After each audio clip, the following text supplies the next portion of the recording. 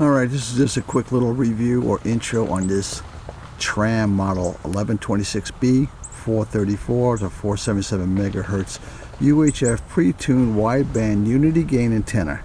I also bought this little mini mag mount, which is perfect for it, on Amazon. The mag mount went for about $16 on Amazon, and the antenna is about $14.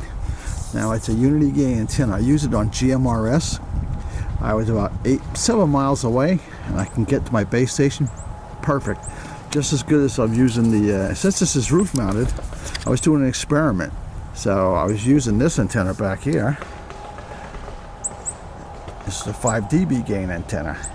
And it's just trunk mounted. And believe it or not, this here, roof mounted from the same distance, worked just the same. They couldn't tell any difference.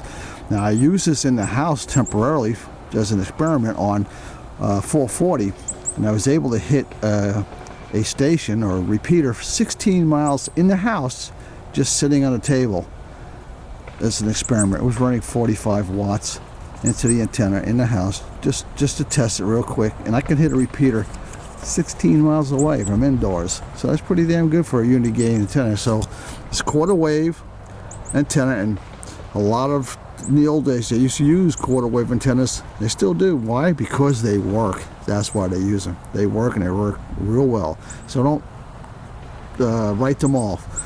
Unity gains work really well, and they're low profile, which is perfect. That's it for this short video. We'll come up with another one. I got a 2-meter antenna, unity gain, which will be coming in next week, and I'll do a little review and update on that, and we'll take it out in the field, and we'll drive about 10-20 miles away and check it out. So that's it for this one. Catch you in the next. Thanks.